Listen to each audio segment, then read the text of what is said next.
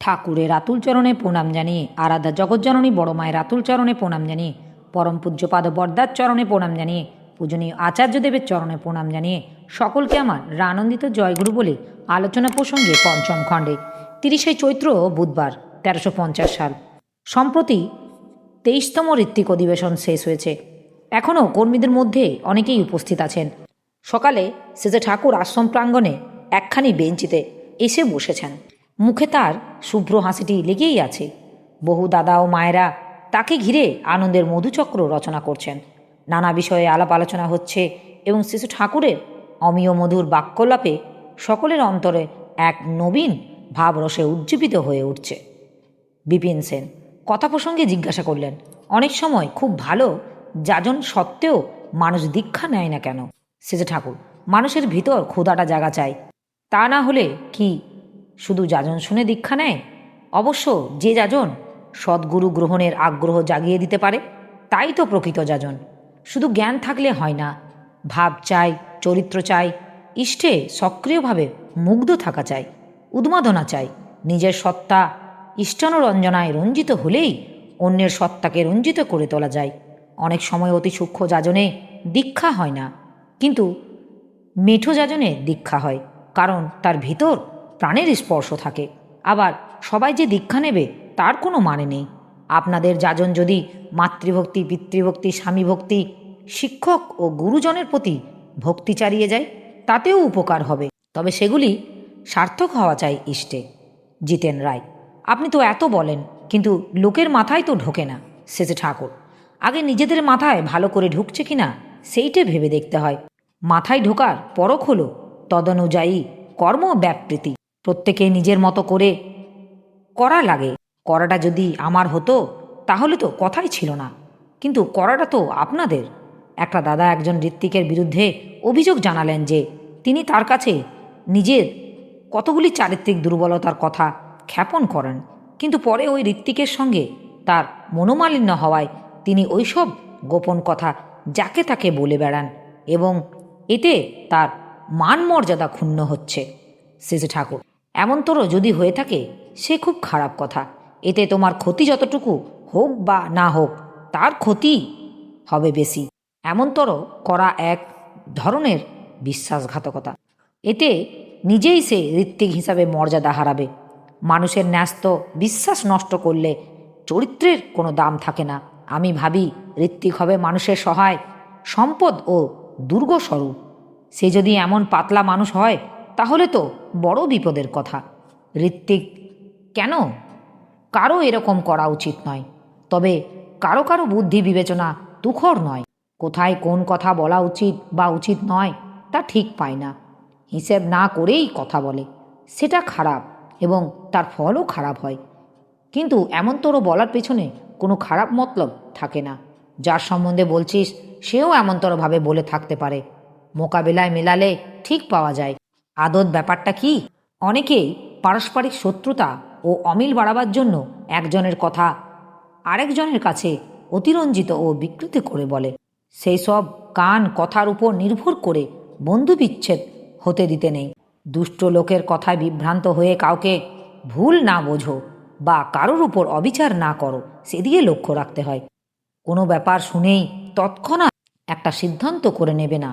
আগে সত্য নির্ধারণ করতে চেষ্টা করবে। ভাববে যার বিরুদ্ধে শুনছ তার সপক্ষ কী কী ভাববার আছে। দাদাটি বললেন, আমার যদি কোনো জিনিস প্রত্যক্ষ জানার মধ্যে থাকে সেখানে তো মোকাবিলা করার কিছু থাকে না। শেষে ঠাকুর, প্রত্যক্ষ কিছু দেখলে তার উদ্দেশ্য ও কারণ না জানলে সে সম্বন্ধে কিছু বোঝা যায় না। একজনকে হয়তো দেখলে যে সে একজন মাতালের সঙ্গে খুব অন্তরঙ্গভাবে মেলামেশা করছে, তা দেখে লোকটার সম্বন্ধে তুমি ধারণা করে মাতালের সঙ্গে যখন অত খাতির, তাহলে তার বোধ হয় নেশা করার অভ্যাস আছে। তাহলে সেটা কি সব ক্ষেত্রে ঠিক হবে? হয়তো দেখা যাবে লোকটা সৎ প্রকৃতির এবং মাতালের সঙ্গে মিশে তাকে শোধরাবার জন্য। তাই চিন্তা ও বিচার করে না দেখলে ঠকতে হয়। দাদাটি বললেন, তবে আমি আপনার কাছে যে কথা বললাম সে সম্বন্ধে আমি ভালো করে খোঁজ নিয়েছি। কেবল মোকাবিলাটা করিনি তিক্ততার সৃষ্টি হবে এই ভয়ে। যাদের কাছে তিনি বলেছেন তেমন দু একজনও এখানে উপস্থিত আছেন, আপনি চাইলেই আপনার সামনেও মোকাবিলা হতে পারে। সেজ ঠাকুর, আচ্ছা, আমি আগে ওর কাছে শুনি, দরকার হলে তোদের ডাকবো নে। ও কি এখন আছে ধারে কাছে? দাদাটি বললেন, না, তিনি পাবনা শহরে গেছেন। সেজ ঠাকুর, আমি যদি ভুলে যাই আমাকে পরে মনে করিয়ে দিস। খগেন মৌলিক, আমার শরীরটা মাঝে মাঝে খুব রুক্ষ মনে হয়। সেজ ঠাকুর, কেন রে? পায়খানা পরিষ্কার হয় তো? খগেনদা, তা তেমন ভালো হয় না। সেজ ঠাকুর, গুড় দিয়ে তেঁতুল শরবত ও খাবার পাতলা ঘোল খেয়ে দেখতে পারিস। টাটকা শাক পাতা ও ফল খাবি, খুব ভালো করে তেল মেখে স্নান করবি, আর মেজাজ রুক্ষ করবি না, ওতে শরীরও রুক্ষ হয়। নগেন বলে, একটি IA ক্লাসের ছাত্র বলল, ঠাকুর, আমি পরের বাড়িতে থেকে পড়ি, সেখানে আমার নানা রকম কাজ করতে হয়, ছোট ছোট ছেলে মেয়েদের পড়াতে হয়, সেই জন্য পড়াশোনা ভালো করে করতে পারি না। সেজ ঠাকুর, চাপের মধ্যে থেকে আগ্রহ সহকারে যতটুকু করা যায় তাতেও কাজ হয়। কাজ কাম সেরে রাত্রিবেলায় নিরিবিলিতে ভালো করে পড়বি। শরীরটা ঠিক থাকলে খাটাইয়ে লোকসান নেই, পড়ানোতে কিন্তু নিজের পড়াও ভালো হয়। আর অসুবিধার ভিতর দিয়ে মানুষ হলে তাতে কিন্তু নিজের ক্ষমতা বেড়ে যায়। কত ছেলে আছে নিজের কাপড়খানা কাচতে পারে না, এক গ্লাস জল ভরে খেতে পারে না, মশারিটা টাঙাতে পারে না, সব ব্যাপারে অপরের ওপর নির্ভরশীল হয়ে থাকে। এটা কিন্তু ভালো নয়। যে অপরের সেবা যত কম নিয়ে পারে এবং অপরকে যত বেশি সেবা দিতে পারে, সে তত সুস্থ সবল কর্মঠ ও সুখী হতে পারে। আত্মনির্ভরশীলতা ও সেবাবুদ্ধি থাকলেই মানুষের অর্জুন পটুতা বেড়ে যায়। বেশি দিন তাকে পরমুখপেক্ষী হয়ে থাকতে হয় না। তুমি যে অবস্থার মধ্যে পড়েছ, একদিক দিয়ে এটা তোমার বড় হবার পক্ষে একটা মস্ত সুযোগ। তুমি বুঝে বুঝে তাদের জন্য যতটুকু করতে পারো করবে, অনিচ্ছা সহকারে বাধ্য হয়ে করা, আর ইচ্ছা ও আগ্রহ সহকারে করা, এই দুই রকমই করার মধ্যে অনেকখানি তফাৎ আছে। সেবার ভিতর দিয়ে সে বাড়ির প্রত্যেকের অন্তর জয় করে ফেলা চায়। তখন দেখবা তারাই তোমার পড়াশোনার সুযোগ করে দেবার জন্য ব্যস্ত হয়ে উঠবে। নগেন, পরের বাড়িতে থেকে কষ্ট করে পড়ার মধ্যে বড় হবার সুযোগ কোথায়? এ তো কেবল বাধা। আমার সব সময় মনে হয় আমার বাবা গরিব, তাই আমার এত কষ্ট করে পড়তে হয়।